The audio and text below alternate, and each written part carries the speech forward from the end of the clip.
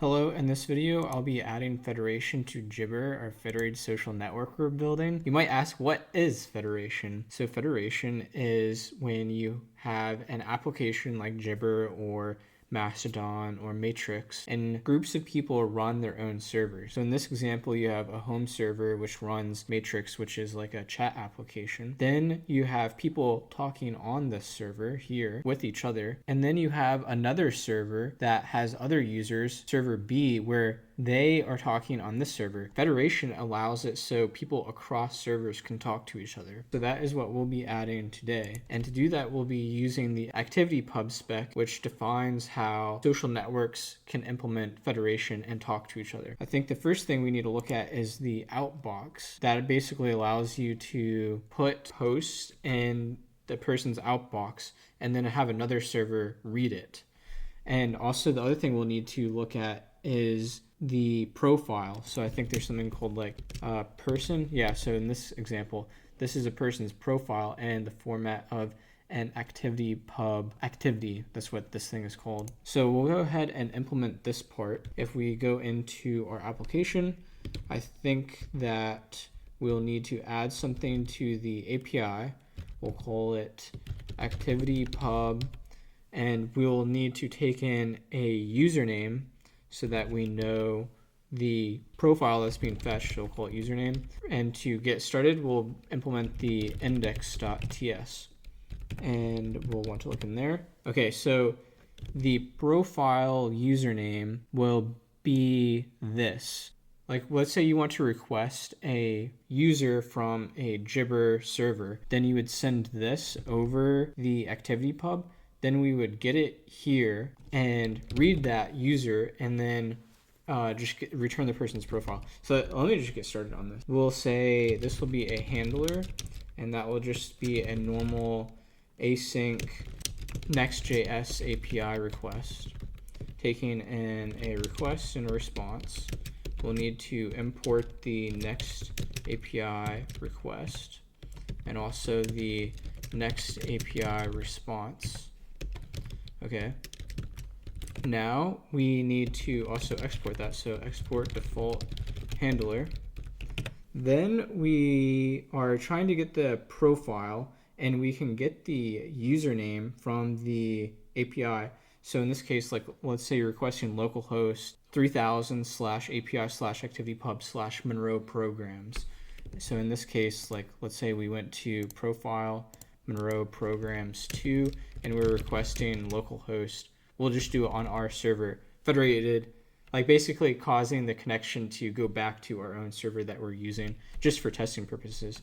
So in this case, we're requesting Monroe programs on the localhost 3000 server. And we'll actually call it, we'll use an @ symbol. I think that'll be better. Okay, so in this case, the server A would request server B with the username Monroe programs, or Monroe programs 2. So we'll take in a username, call it username, and then we'll say request.query to actually get that username. Okay, then we'll want to return the profile. To do that, we'll need to import Prisma. So import Prisma, and we'll want to import it from our database file. And then we'll say const, we'll get a profile saying Prisma, await Prisma dot profile dot find unique or throw. We'll get that profile by searching for the username. So where username, and then so now we have a profile. We'll want to return a status. That'll be a 200 status, and it'll contain some JSON, and it'll be in the format of the activity pub activity. And this will need to be formatted into what we want. So the ID, we will need to return the current server URL. So to do that, we'll do import env, and we'll want to get the env.web URL. Okay, so we need to format this. So we'll put it in in those ticks and say, this is a user that the actor will live on activity pub and then the current username. So we'll just say username. Doesn't like that because it could be undefined. That's because we actually imported the wrong one. So import, because we do type checking through this client.mjs. Oh, I imported the wrong one. So this should be server. And this also, we know it'll be a string, so we can do as string. Then we'll want to return and fill out all these different ones. So profile.name, we'll call this username, and profile.username, profile.summary. We can just get rid of this for now and just use the outbox. This will be called the current API route, so m.webURL activity pub and then username as string. We'll actually just get this from the profile so it's type checked. Amazing. And this is the outbox. We'll also return the count, the follower count. So followers count, and then that'll be profile.followers count. We need everything that will show up on the profile. So that is followers account, following, the username, and I think that'll just be good for now. So following count, profile.following. Okay, so now we've filled out everything that we want to return in our activity that the other server can read and display on the profile. Let's implement that on the router for the profile. So the get by username will actually return a remote profile from another server. To do that, we'll need to fetch from the other server by just reading the username requested and also the remote server, so in this case localhost 3000. We'll say if the input dot username, and that is if it contains an @ symbol, so includes @, then we'll need to get the username and server, so we'll just say const, and we can just do username server from the input, so that'll just be input.username. Now we can do a fetch request, and we'll need to await the fetch request and convert it to a JSON. So const result is equal to await fetch, and then we'll need to format that into the URL that we want to fetch. So for now, we'll just use HTTP. Later on, we'll do a check for if the server is HTTP or HTTPS. Now we just can return the result as JSON. Let's see why it's not working. Go into the network. We're getting a 500 error, and the error is fetch failed because we didn't split the @ symbol. So split and then @. That way we can get the host and then also the username. Nice. So now we're actually getting the user. Let's also get the posts.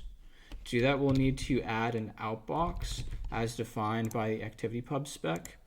So here it's a collection, meaning basically it'll just be an array returning a list of activities, and that will be defined by, I think, a note.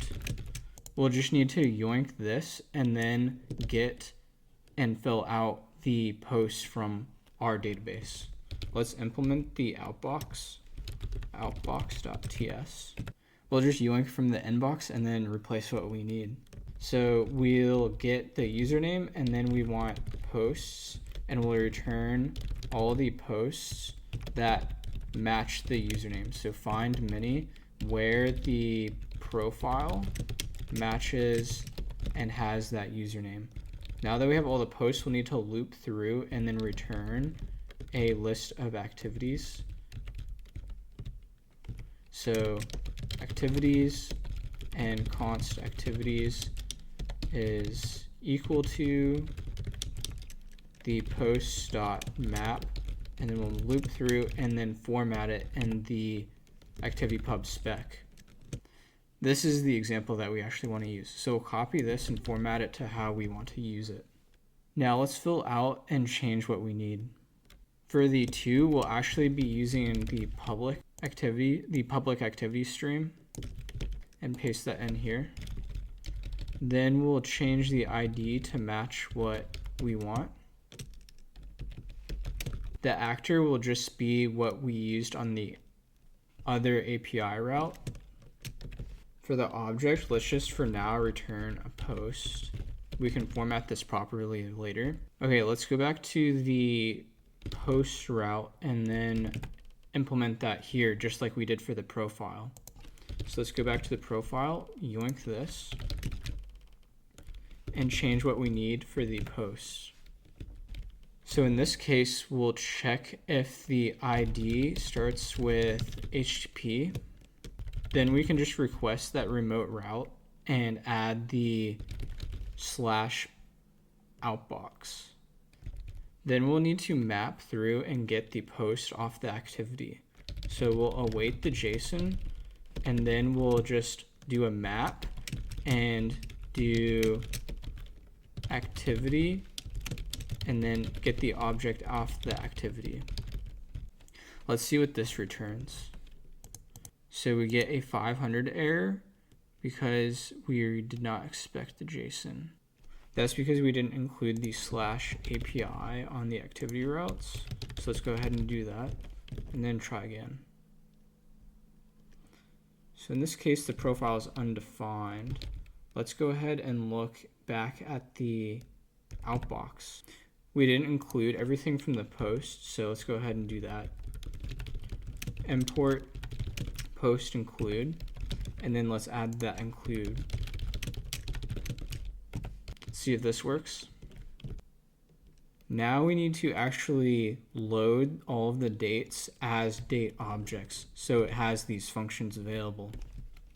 Let's go to the post router, and then when we're looping through, let's just create a date object on the activity.